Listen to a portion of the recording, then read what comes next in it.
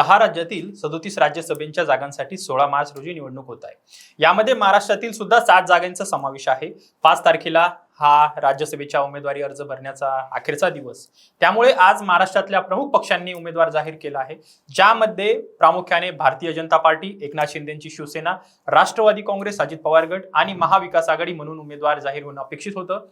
त्यानुसारच आज भारतीय जनता पक्षाकडून राज्यसभेच्या 4 उमेदवारांची नावं जाहीर झालेली आहेत। भाजपकडून धक्का तंत्राचा वापर बघायला मिळतोय। महाराष्ट्रातून विनोद तावडे, आठवलेंसह 4 उमेदवारांची नावे निश्चित झालेली आहेत। येत्या राज्यसभा निवडणुकीच्या पार्श्वभूमीवर भारतीय जनता पक्षाने महाराष्ट्रातील आपल्या उमेदवारांची अधिकृत घोषणा केली आहे। भाजपने जाहीर केलेल्या 4 उमेदवारांच्या यादीत ज्येष्ठ नेते विनोद तावडे आणि केंद्रीय मंत्री रामदास आठवले यांच्यावर विश्वास दाखवण्यात आला आहे। या परिचित नावासोबतच माया युनाते आणि रामराव वडकुते या 2 अनपेक्षित चेहऱ्यांना संधी देत पक्षाने राजकीय वर्तुळाला मोठा धक्का दिलाय। यापूर्वीच पक्षाने राष्ट्रीय पातळीवरील 9 उमेदवारांची यादी प्रसिद्ध केली होती, ज्यात बिहारमधून पक्षाचे नेते नितीन नवीन यांना राज्यसभेची उमेदवारी देण्यात आली होती। राज्यामध्ये राज्यसभेच्या एकूण 7 जागांसाठी निवडणूक पार पडत असून सत्ताधारी महायुतीकडून 6 जागांवर उमेदवारी दिली जाण्याची दाट शक्यता वर्तवली जात आहे। या 6 जागांपैकी भाजप 4 जागांवर तर शिवसेना आणि राष्ट्रवादी काँग्रेस पक्ष प्रत्येकी 1 जागा निवडणूक लढवणार आहे। भाजपच्या कोट्यातील 4 जागांसाठी सुरुवातीला धैर्यशील पाटील आणि विजया रहाटकर यांच्यासह अनेक नावांची जोरदार चर्चा रंगली होती, परंतु अंतिम निर्णयात पक्षाने तावडे आणि आठवले यांच्या नावावर शिक्कामोर्तब केले आणि उर्वरित 2 जागांवर चर्चेत नसलेल्या युनाते आणि वडकुते यांची नावे जाहीर करून धक्कातंत्राचा प्रभावी वापर केला आहे।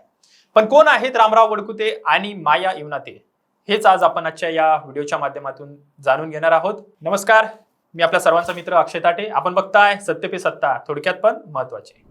तर रामराव वडकुते हे विधान परिषदेचे माजी आमदार आहेत। 2019 मध्ये त्यांना विधानसभेची उमेदवारी न मिळाल्याने राष्ट्रवादी काँग्रेसची साथ सोडली होती आणि विधान परिषद सदस्यत्वाचा राजीनामा देत भाजपात प्रवेश केला होता। रामराव वडकुते यांनी हिंगोली विधानसभेतून उमेदवारी मिळावी यासाठी प्रयत्न केले होते, मात्र त्यांना उमेदवारी मिळाली नाही, त्यामुळे ते नाराज होते। दरम्यान वडकुते यांनी अहिल्यादेवी होळकर शेळी मेंढी विकास महामंडळाचे अध्यक्षपद सुद्धा भूषवलेले आहे। परभणी जिल्ह्यातील धनगर प्रश्नांसाठी ते सुरुवातीपासून सक्रिय होते। त्यानंतर ते हिंगोली जिल्ह्यातील कळमनुरी विधानसभा मतदारसंघात सुद्धा कार्यरत राहिलेले आहेत। या निर्णयामुळे कुठेतरी धनगर समाजाला प्रतिनिधित्व देऊन भाजपने धनगर समाजाचं नेतृत्व दिलं आहे। याच सोबत दुसरी नाव आहे माया युनाते यांचं। या भाजपच्या अत्यंत अभ्यासू आणि सक्रिय नेता मानल्या जातात।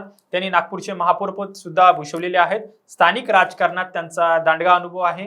त्या राष्ट्रीय अनुसूचित जमाती आयोगाच्या म्हणजेच NCST माजी सदस्य राहिलेले आहेत। या पदावर असतानाच त्यांना दिल्लीत राज्यमंत्री पदाचा दर्जा सुद्धा मिळालेला होता। महिला नेतृत्व, आदिवासी चेहरा आणि विदर्भातील प्रतिनिधित्व अशा या 3 आघाड्यांचा विचार करून भाजपने त्यांना उमेदवारी दिली असल्याची जोरदार चर्चा रंगलेली आहे। आदिवासी समुदायामधून मायाताई यांचा मोठा प्रभाव असून राष्ट्रीय अनुसूचित जमाती आयोगावर काम केल्यामुळे त्यांना दिल्लीतील कामकाजाचाही सुद्धा चांगला अनुभव आहे, म्हणूनच त्यांना राज्यसभा देण्यात आल्याचं बोललं जात आहे। त्या नागपूरच्या एक चांगल्या सक्रिय कार्यकर्त्या सुद्धा आहेत। दुसरीकडे उरलेल्या 7व्या जागेसाठी महाविकास आघाडीमध्ये मोठा पेच प्रसंग निर्माण झालेला आहे। या एका जागेवर विजय मिळवण्यासाठी काँग्रेस, शिवसेना उद्धव बाळासाहेब ठाकरे आणि राष्ट्रवादी काँग्रेस शरदचंद्रजी पवार या 3 प्रमुख पक्षांच्या एकत्रितपणे एकच उमेदवार देणे आवश्यक आहे। मात्र ही जागा नेमकी कोणत्या पक्षाने लढवावी यावरूनच आघाडीमध्ये जोरदार चर्चा सुरू आहेत। कोणत्याही पक्ष माघार घेण्यास तयार नसल्याने हा गुंता अधिक वाढल्याचं आपल्याला बघायला मिळतंय।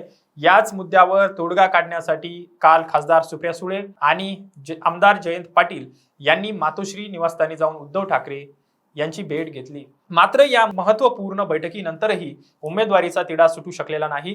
त्यामुळे महाविकास आघाडीकडून राज्यसभेचा उमेदवार नेमका कोण असणार याबाबतची गूढ अद्यापही कायम आहे। नेमकं कोण असेल आघाडीकडून उमेदवार, काय वाटतं आपल्याला नक्की सांगा आणि अशाच महत्त्वपूर्ण माहितीसाठी बघत राहा सत्य पे सत्ता, थोडक्यात पण महत्वाची। अहो मला सारखा दम लागतोय हो। आज माझा अजिबातच मूड नाहीये। मला ना कसं तरी होतंय, माझ्या हातापायाला मुंग्या येतायत हो। माझं खूप डोकं दुखतंय आज। अहो माझ्या थायरॉइडच्या गोळ्या संपल्या आहेत, लवकर आणून द्या ना। या सगळ्या कुरकुरी आपण देखील रोज ऐकता का?